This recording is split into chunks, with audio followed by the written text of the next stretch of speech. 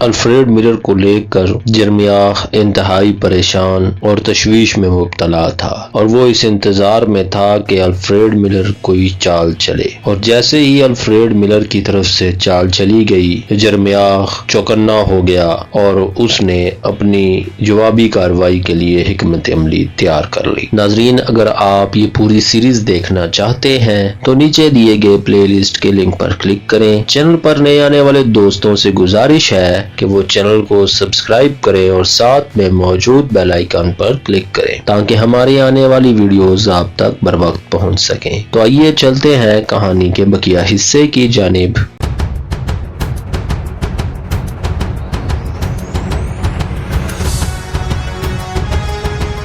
وہ جیسے ہی immigration desk کے سامنے والی لائن میں پہنچا انہوں نے اسے فوراً ہی پہچان لیا۔ وہ براؤن بالوں والا درمیانے قد کا نوجوان تھا جس نے لی برانڈ شرٹ پر نیلے رنگ کی جیکٹ پہن رکھی تھی۔ پتلون بھی نیلے رنگ کی تھی لیکن کثرت استعمال کی وجہ سے اس کا رنگ اڑا ہوا تھا۔ کندھے پر پرانا سا کینوس کا ایک تھیلا بھی لٹکا ہوا تھا۔ وہ لائن میں اپنی باری کا انتظار کرتے ہوئے بار بار اپنے جسم کا بوجھ ایک پیر سے دوسرے پیر پر منتقل کر رہا تھا۔ امیگریشن کاؤنٹر کے پیچھے کھڑی ہوئی خوبصورت لڑکی مسافروں کے پاسپورٹس پر انٹری ویزے کی مہریں لگانے میں خاصی سست رفتاری کا مظاہرہ کر رہی تھی۔ KLM کے بوئنگ طیارے سے اترنے والے اس نوجوان کو اس حقیقت کا قطعی علم نہیں تھا کہ وہ دو سیکیورٹی ایجنٹوں کے درمیان سینڈوچ بن چکا ہے۔ ایک اسرائیلی ایجنٹ لائن میں اس سے آگے کھڑا تھا اور دوسرا اس کے پیچھے۔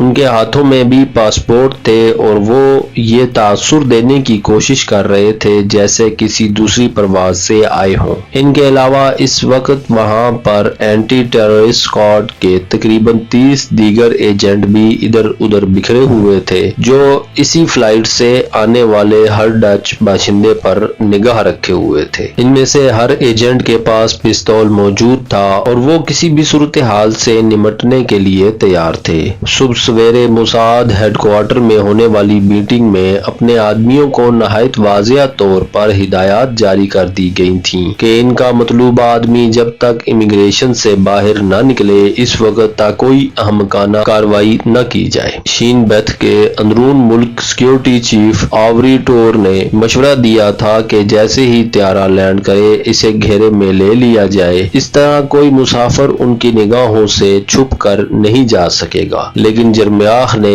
اس کی یہ تجویز مسترد کر دی تھی۔ اس کا کہنا تھا ممکن ہے طیارے میں وین وڈن کا کوئی دوسرا ساتھی بھی ہو جو اس سے لا تعلقی کا اظہار کرتے ہوئے نکل جانے میں کامیاب ہو جائے۔ ایک دوسرا امکان یہ بھی تھا کہ ممکن ہے وین وڈن فرضی نام سے سفر کر رہا ہو۔ ایسی صورت میں اس جہاز سے آنے والے تمام ڈچ مسافروں کی نگرانی کرنی پڑے گی یہاں تک کہ ان میں سے کوئی شخص مشتبہ حرکت کر کے اپنی اصلیت ظاہر نہ کر دے۔ ہر دو صورتوں میں مطلوبہ شخص کو اس طرح گرفتار کرنا ہوگا کہ کسی اور کو پتہ نہ چل سکے۔ دوسری طرف ایسے انتظامات بھی کر لیے گئے تھے کہ مطلوبہ شخص اگر ارائیول ہال میں کسی قسم کی دہشت گردی کا مظاہرہ کرنے کی کوشش کرے تو اسے آسانی سے نمٹا جا سکے۔ 1973 میں چند جاپانی دہشت گردوں نے ایئرپورٹ پر 24 مسافروں کو بے دردی سے موت کے گھاٹ اتار دیا تھا۔ وہ خوفناک واقعہ بھی ان سب کے ذہن میں محفوظ تھا، اس لیے جرمیاہ اس قسم کی کسی کارروائی کو دہرانا نہیں چاہتا تھا، لیکن حقیقت یہ تھی کہ وین وڈن اپنے اصل نام سے سفر کر رہا تھا اور وہ اکیلا ہی تھا۔ نیلی یونیفارم میں ملبوس خوبصورت لڑکی نے اس کے پاسپورٹ پر ویزے کی مہر لگاتے ہوئے سر کے اشارے سے دائیں طرف کھڑے ہوئے ایک آدمی کو اشارہ کر دیا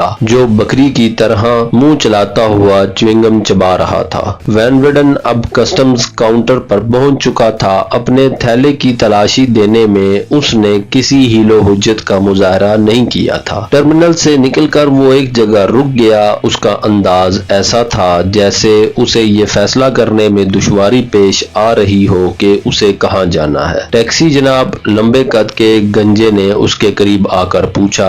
وین وڈن نے اثبات میں سر ہلا دیا اور ٹیکسی ڈرائیور کے پیچھے پیچھے ایک پرانی سی مرسڈیز کی طرف چلنے لگا۔ طلبیب اس نے پچھلی سیٹ پر بیٹھتے ہوئے کہا، ہیارکن اسٹریٹ ہوٹل صابرہ۔ ڈرائیور نے اس بات میں سر ہلاتے ہوئے گاڑی سٹارٹ کر دی۔ مین طلبیب یروشلم ہائی وے پر پہنچ کر اس نے کار کی رفتار کم کر دی۔ کار کی رفتار بتدریج کم ہوتی گئی، بالآخر وہ ایک جگہ رک گیا۔ سوری، وہ معذرت آمیز انداز میں بولا، شاید پچھلے پہیے میں کوئی گڑبڑ ہے۔ ڈرائیور نے جیسے ہی انجن بند کیا، دو آدمی اچانک کسی طرف سے نمودار ہوئے۔ انہوں نے کار کے قریب پہنچ کر بیک وقت پچھلی سیٹ کے دونوں طرف کے دروازے کھولے اور اندر گھس گئے۔ وین ویڈن ان کے درمیان سینڈوچ بن کر رہ گیا تھا۔ ہم تم سے کچھ پوچھ گچھ کرنا چاہتے ہیں مسٹر وین ویڈن، ان میں سے ایک نے کہا۔ اس دوران کار دوبارہ سٹارٹ ہو کر سڑک پر رواں دواں ٹریفک میں شامل ہو چکی تھی۔ اس روز دوپہر کے بعد وہ دونوں آدمی موساد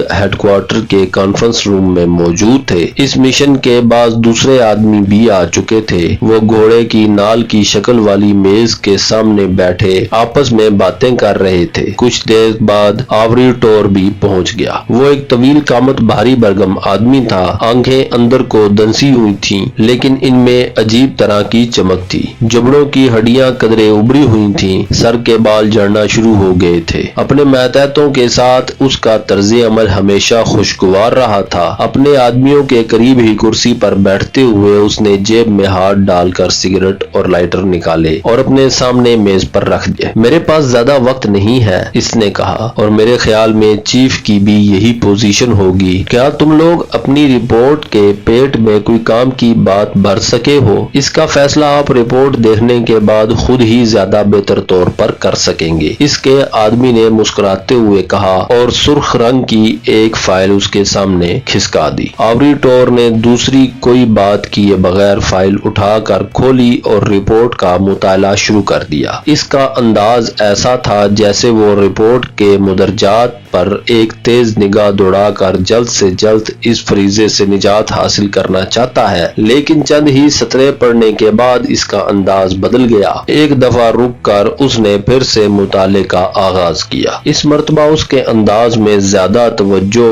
اور احتیاط تھی۔ یوں محسوس ہو رہا تھا جیسے وہ رپورٹ کا ایک ایک لفظ ذہن نشین کر رہا ہو۔ جوں جوں وہ آگے بڑھتا جا رہا تھا، اس کے چہرے کے تاثرات بدلتے جا رہے تھے۔ مختصر سی رپورٹ تھی، وہ جلدی ہی فارغ ہو گیا، لیکن اس تھوڑے سے وقت میں اس کی مزاجی کیفیت یکسر بدل گئی تھی۔ ناقابل یقین وہ فائل بند کر کے میز پر رکھتا ہوا بڑبڑایا، ان لوگوں کی ہمت قابل داد ہے۔ اس کے آدمی خاموش رہے تھے۔ تھوڑی دیر بعد کانفرنس روم کا دروازہ کھلا اور جرمیاخ اندر داخل ہوا۔ کیتھی اور ڈیوڈ راتھ اس کے ساتھ تھے۔ رسمی کلمات کا تبادلہ کیے بغیر اس نے اپنی مخصوص سیٹ سنبھال لی۔ رپورٹ تم نے پڑھ لی؟ اس نے بلا تمہید آوری ٹور کو مخاطب کر کے کہا۔ آوری ٹور نے اس بات میں سر ہلایا۔ کیا نکلا؟ جرمیاخ نے پوچھا۔ اگر تم خود پڑھ سکو تو زیادہ بہتر ہوگا، آوری ٹور نے کہا۔ بہتری کی بات چھوڑو، خلاصہ بتاؤ، جرمیاخ نے سردموری سے کہا۔ آوری ٹور نے